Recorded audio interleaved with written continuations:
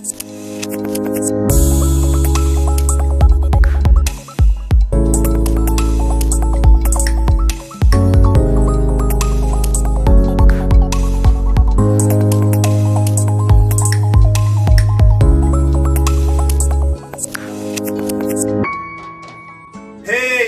is Leslie, Geeks and Company Geeking Out, and today we're doing another community series, and we have Clements, and we're going to be right with him right after this.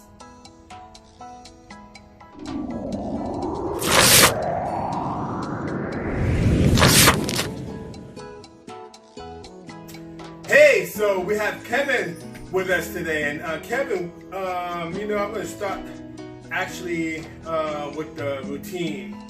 So where did you serve? I like to say where in the world have you been, but let's start with just Peace Corps stuff. Where did you serve, and what was your program? First of all, I want to say, Leslie, it's good to be here with you. It's rare that I get a chance to spend time with my fellow Black Peace Corps volunteer because there's so few of us. Okay. So anyway, it's my pleasure. I appreciate it, man. I appreciate you coming. Yes. Now, I served in the country of Swaziland. Swaziland is a small country in southern Africa. It's surrounded by South Africa on three sides and shares an eastern border with the country of Mozambique. Cool. What was your program? Well, I was coordinator of what they called at the time a Rural Education Center. The World Bank had given the government of Swaziland these 8 facilities, which were basically high schools. But they had facilities that adults could use as well. They had a complete metalworking shop, woodworking shop, and so forth. So the idea was to get adults and early school leavers in the area involved in the facility. So was that your actual first time outside the United States? That was my first time outside really? the United States. Yes. In Africa, Swaziland, Africa. Swaziland, my first Okay, time. how was that? Was that an eye-opener? Well, it was. Was it? It was in a few ways. It was certainly an experience that exposed humanity to me in a way that had not been exposed to me before. In terms of the friendliness of people, in terms of the way people deal with one another first, before they look at their watch to have to go to a meeting or something like that. In fact, I kind of learned what colored people time was all about. And it wasn't a bad thing. Huh? It wasn't a bad thing. No. You just had to get used to it. No. Well, I had to accept it, and I tell you, man, after that time, I never wore a watch again, actually. Okay, we got something in common because ever since Peace Corps, I have not put on a watch at all. That's right. And if you want, I can be more specific about that. Hey, go on. Well, one of the things we had to do as Peace Corps volunteers was to spend time as part of our training with a rural family. So I ended up spending 2 weeks. So after about 2 days with this rural family, there was a meeting under the big tree, maybe about a 30-minute walk away for the entire community. So the meeting, I'm not sure what time it was, but say it was at 9 o'clock. So, we started off at 8 o'clock, plenty of time to get to the meeting. Well, along the way, you run into people. And as you run into people, you deal with them. Hello, how are you? This and that and this. You say goodbye and you continue on and you run into somebody else. And when you run into that next person, you talk to them. Yep. And so forth and so on. So the meeting's at 9. Yep. We don't get to the meeting until about 10. Okay. But guess what? Everybody else is getting to the meeting at 10 o'clock because they ran into the same process. Okay. So even though we're late, we're on time. Our first priority was to deal with that person in front of us at the time. Mm-hmm. Life is not promised. You don't know if you're going to see that person tomorrow. So that's your first priority. But in the end, everybody's on time, even though by Western standards, we're late.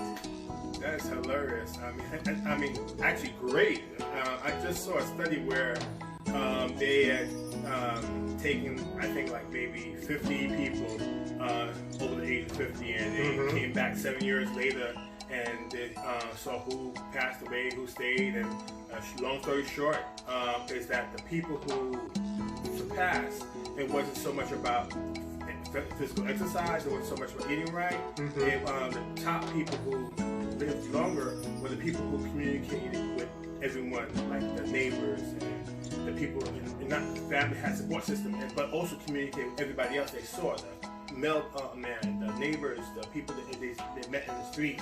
Those are the people who actually lived longer.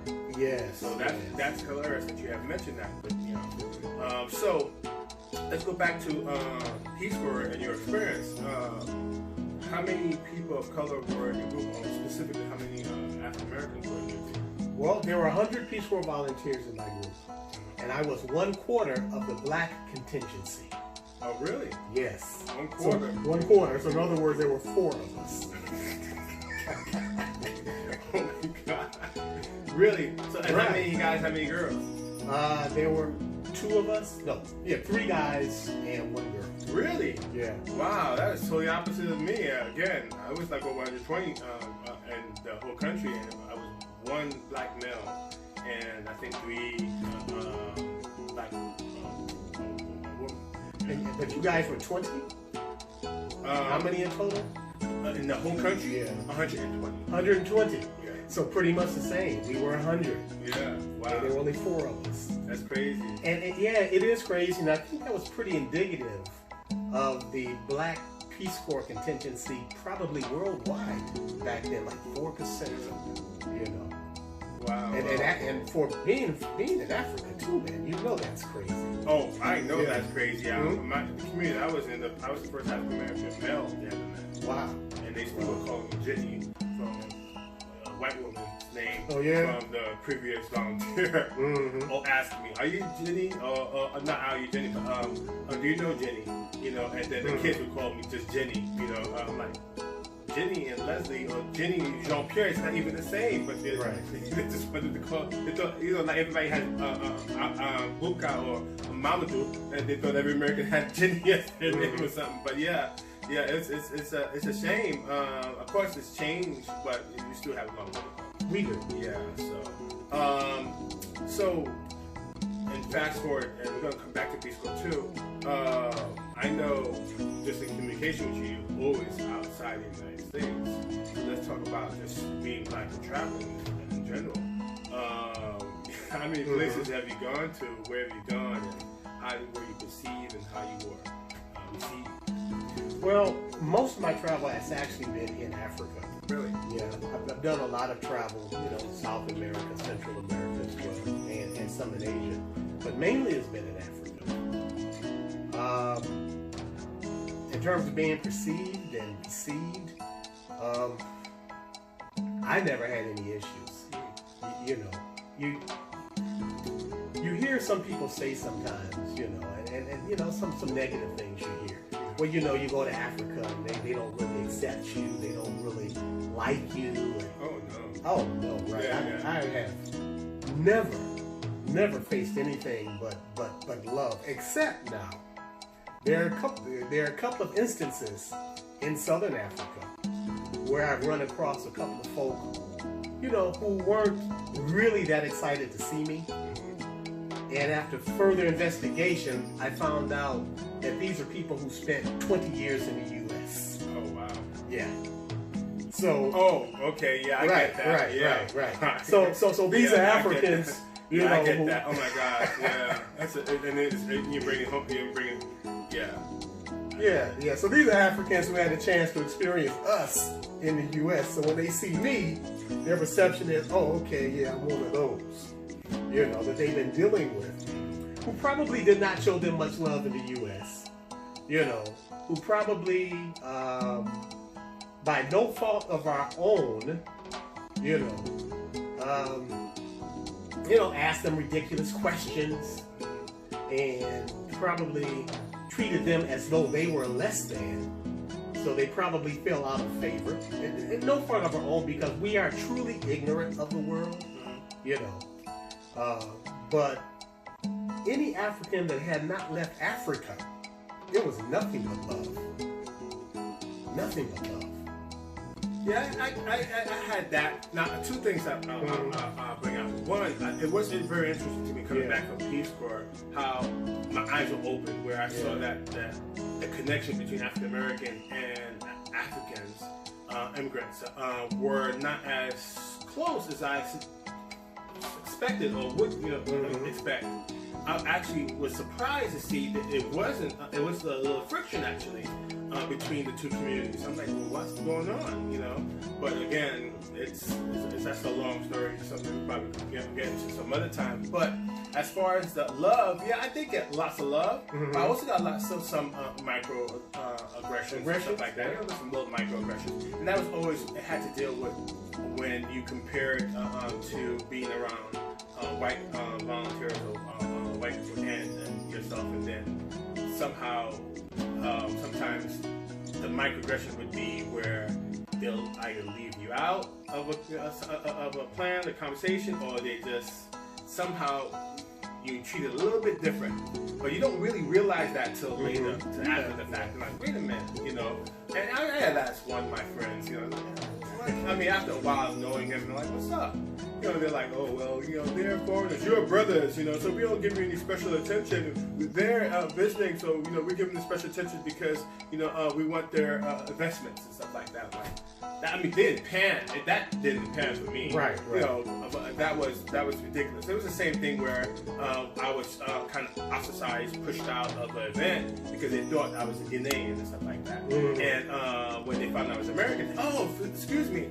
So I'm like, that doesn't make an excuse too. That so those kind of little microaggressions, didn't really affect my experience, but later on, I'm like, it gave me that kind of thought.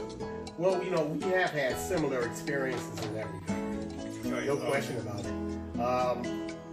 At the time, of course, I didn't know the term microaggression. I don't know if that term had even come up by that time. I did not. I actually learned that in Peace Corps. Right. Working for the Peace Corps. Recently. Working for Peace Corps, being a diversity recruiter. Gotcha. But what I would say is that, like everywhere,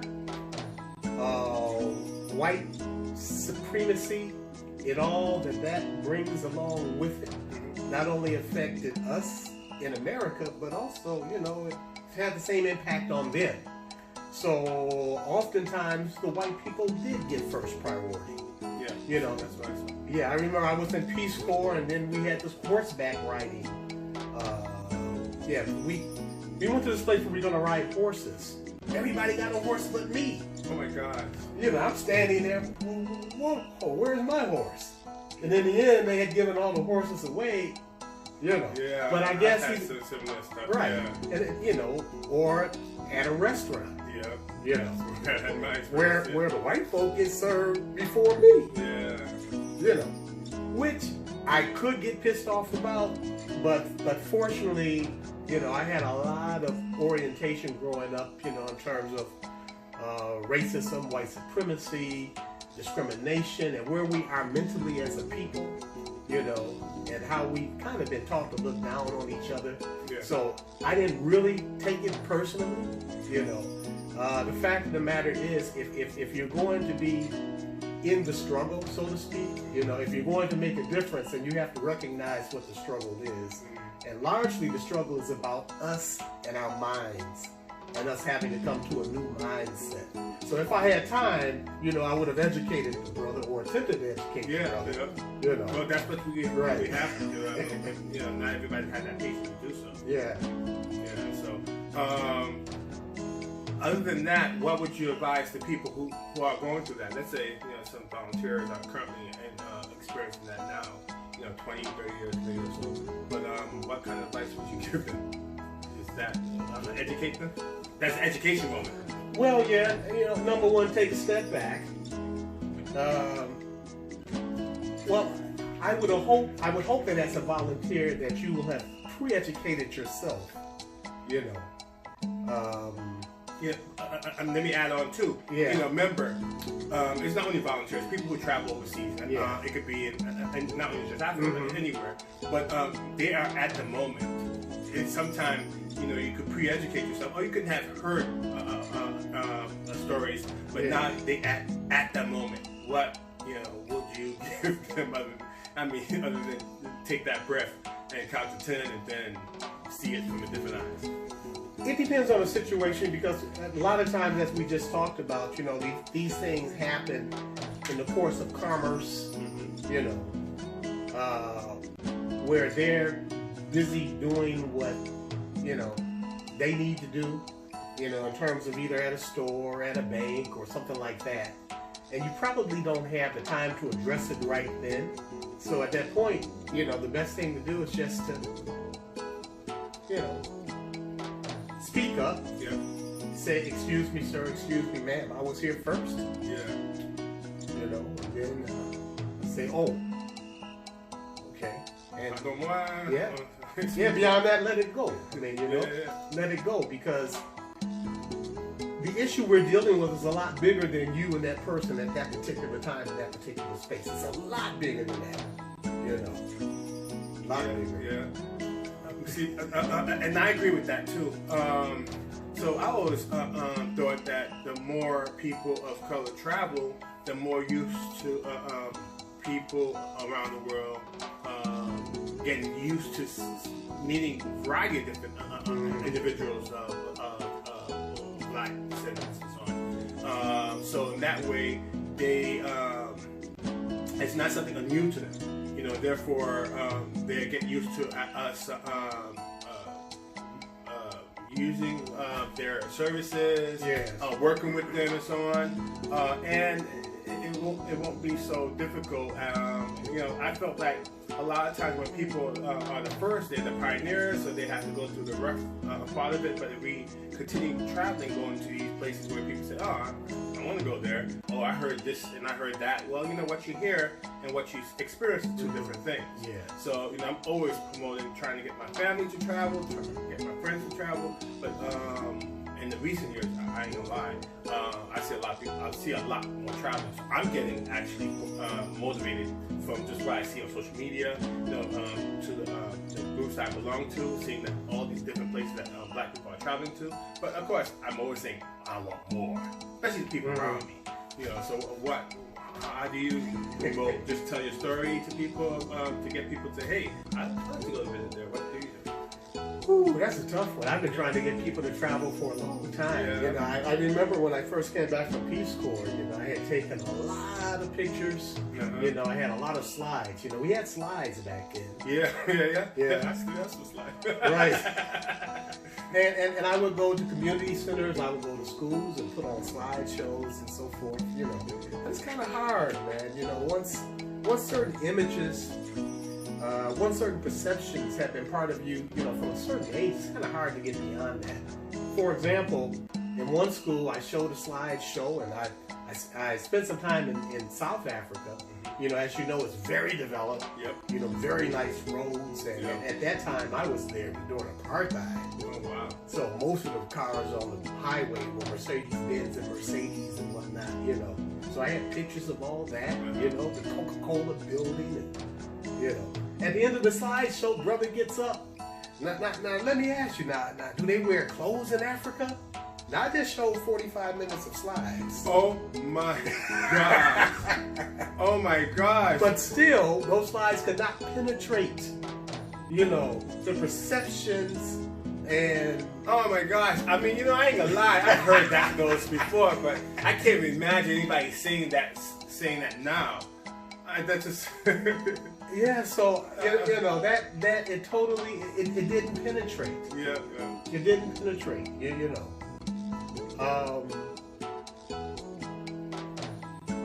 You know, so, but anyway, I never stop. You know, I try to, you know, talk to people as much as I can. I try to show pictures. Recently, I've tried, you know, a different approach. You know, I show just small glimpses of things. Yeah. For example, I was in Namibia about 3 months ago. And in Namibia, I could have showed some things. I could have showed some cultural things and whatnot, but I didn't. I skipped all the cultural stuff, and I only showed about 6 or 7 pictures of very nice houses. That was it.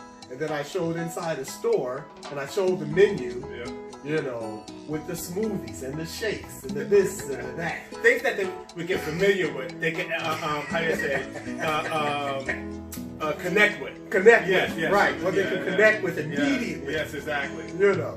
And then maybe after that, I'll take them a little bit further. Yeah. You know, I'll show them the actual desert. Yep. You know. Exactly. So you didn't hit them with the, you know, and exactly. I like now that people are promoting the variety of living styles in Africa. You know, I see on social media where people are showing just nothing but skyscrapers and stuff like that, and showing buildings and roads, and then they say, "Where are these?" And then, you know, at the end they put, "Would you guess Africa?" And then people are, "Oh wow," you know, and it kind of changes people's mind. Yeah. There are the other parts too, where, you know, the rural parts, the deserts, the bush area. I mean, when I served, I actually wanted to be out in the we call it the boondocks, the bush. I wanted to traditional a Peace Corps experience, you know. And I quote, because, you know, there's no traditional Peace Corps experience because there's a variety of different living styles around the world where we go to.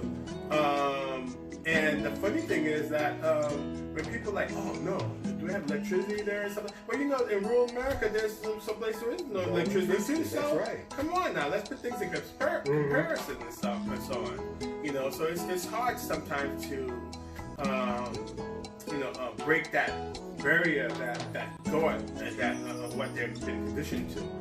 There's so many African Americans who are so quickly to travel. I mean, you can travel anywhere in the world, not from anywhere to travel to, but they're so quick to travel to Europe and other Caribbean, and they wouldn't step foot in Africa because of so many different negativity that they have stuck in their head. That's right. You know, and I'm not trying to promote Africa, but, you know, we both have served there, and so we have some kind of connection to it. But I just want people to travel just to, you know, show that, you know, we have all these different hues of African Americans, different shades, different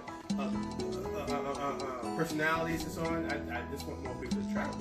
You know, of course, you know, I'm saying if you're gonna travel in your lifetime, definitely make sure you put Africa on the list. Any other countries there. Well, let me